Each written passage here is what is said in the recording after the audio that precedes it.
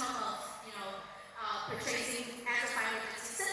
So the dark funnel here actually is not only is out of the dashboard, because the dashboard only counts the final signals, final execution, right? So it's not only out of the dashboard, but also inside the company itself. So we've been working with many different organizations, many different companies, and it's an integrated marketing campaign, but actually it takes all the different KPIs and key successful metrics. Like branding, they own awareness, e-commerce team own GMV, and also like creator teams own creator content, social own the engagement and burst. So everything is totally applied and separately reported. Everyone reports their success in a separate way, which means it's also difficult for us to combine when we're working with the organization and the company, because at the end of the day, who's going to take the accountability for the campaigns that we've done with a lot of different stakeholder parties, right?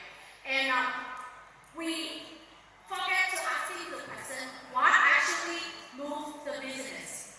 Is it the creator itself? Is it the platform? Is it because you're running a good buzz, high buzz social campaign? Because it's went viral and it's a success. There's no answer to this at the moment because, single department reports to success. So what full funnel accountability look like when you can't see the full funnels? I might say, we may be, but it's everybody. So I'll just give you guys propose to you guys three shifts that you can start applying to your campaign in the next campaign. The first one is campaign measurements. We need the movements, signals, what it is. So campaign measure from vanity metrics to a real movement signal. For this one, most video reports still look like views, reach, engagement, CPV, CPM, ROI, GMV, right? That's what we're seeing as the end goal successful metrics. But the metric is useful, but actually if it's alone, separately, it's not enough. And the better question here that the branding need to start to ask from now is, after the creative campaign drop, what's going to be the next reaction from the consumer? So did the product search increase on Google? Did it get recognized by AI, like from the CEO, like the previous speaker just shared with you guys? Or will it be, uplifting the sale? Will the artifacts velocities uplift? No, right? Like, we don't know exactly what's going to be the next movement. That's why we need to learn how to measure it. And this is not vanity metric that you see on the paper, but this is how we read the signals when the campaign is not even ended. Let me give you an example that we been working with. So it comes to a beauty commerce business. The founder is a Chinese person. This is very famous Chinese, top number one Chinese beauty tools in Beijing. So the founder came out to me and said he's very confident about the playbook that he brings from China. All of his business is run so crazy in Beijing in China, so he's very confident. I mean, he has a reason to be so, right? It has been success, the sale uplift, the brand reputation and stuff. But when it comes to Vietnam market, so we're running a campaign. We started with TikTok first, looking kind of at the key social commerce KOS that people already know about. Then start looking more on the upper funnel with Jibu and Huawei to inspire youngster people and Gen Z. And one interesting thing is that the rest of this channel is not booking, is not executed campaign. It generates organically after the TikTok content get picking up and getting viral. So when the content started to picking up, this is where we start to step in and definitely ring the bells and call the founder and say, hey, look at this. Now is the chance for you to capture this. The market is moving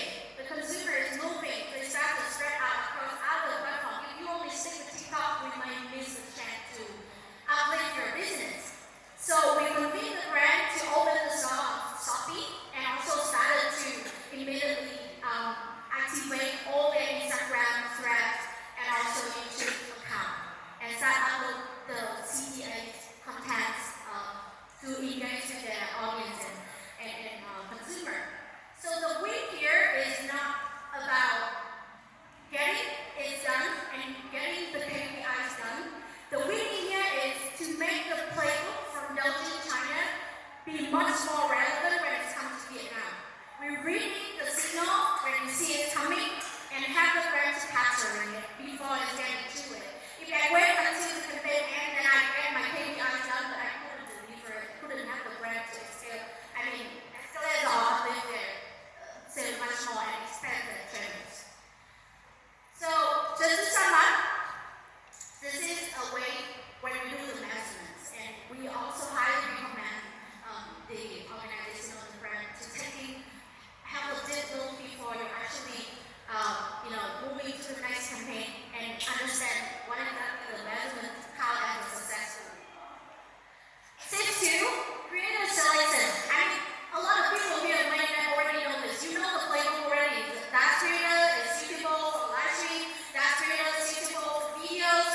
But actually, it's not just that easy. So if we just separate black and white uploads and bottom funnel, it's easy, right? But Vietnam market again, we are Vietnamese people with super formal, with super complex, and we do all kind of behavior that's very different and across different platforms. So not every creators will be picking up the same role.